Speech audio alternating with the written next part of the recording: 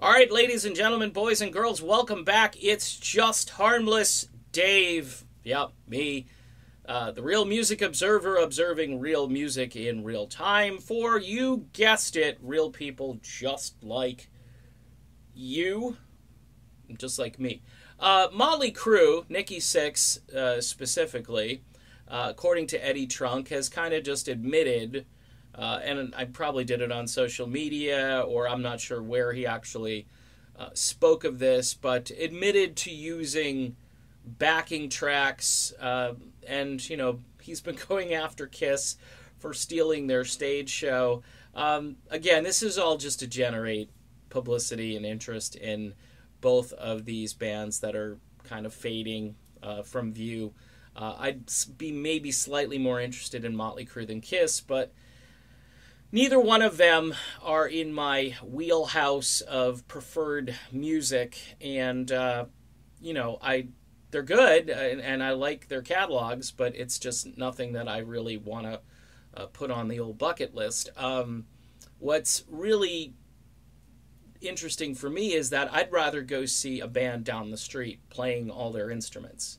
Whether it's a blues act, where I live, you've got people like Albert Castiglia, you got the Bridget Kelly Band and guitar player Tim Fick, who, it's spelled F-I-K, by the way, who is just a brilliant, virtually unknown guitarist who I blown away listening to the guy. He's just amazing. I check out, even if you don't like sort of bare bones blues music, I would just check it out just to listen to this guy play guitar. Just phenomenal, amazing. Okay, I said enough about Tim, and he's not paying me. Tim, Patreon, $1 a month, buddy.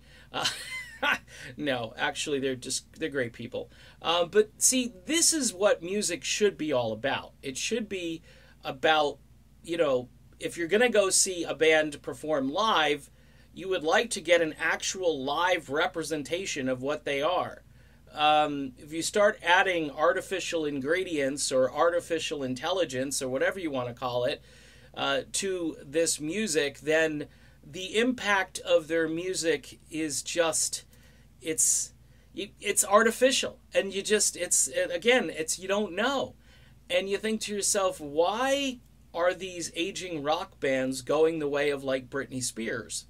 It doesn't make sense to me. I mean, again, if you can't bring it live, stop bringing it. Put out another compilation album, or, dig up some lost tracks and throw them out there for people. Because I get it. The lack of quality rock entertainment today, big name rock entertainment, there's a void, there's a gap. But for those of us who look hard and sometimes look locally, we can find music that can certainly fill the niche. And in the case of like Bridget Kelly Band or something local to me, Damon Fowler, whatever it is, you say to yourself, I'd rather just go see that, than pay $100 to hear guys who might not actually be playing their instruments. So yeah, it's good that Nikki came out and said, hey, this is what we're doing. At least he's being honest about it. But it reveals an ever-growing problem with the dinosaur, hard rock, metal, all these groups that are kind of fading into the twilight. They're fading, but they're taking the money, and the reason they're able to take the money is because they're, again, they're being helped out, and that's just not fair to everybody else who's out there who's trying to come up through the ranks, where there's no support system for a local band like Bridget Kelly or Damon Fowler or some of the stuff that's local to me here where I live. Whereas back in the day, those guys had a club scene, they had record label execs going all over the place trying to sign bands because, music and capitalism at that time, and people buying physical copies of records and CDs and so forth, that was the big thing. Nowadays, not so much.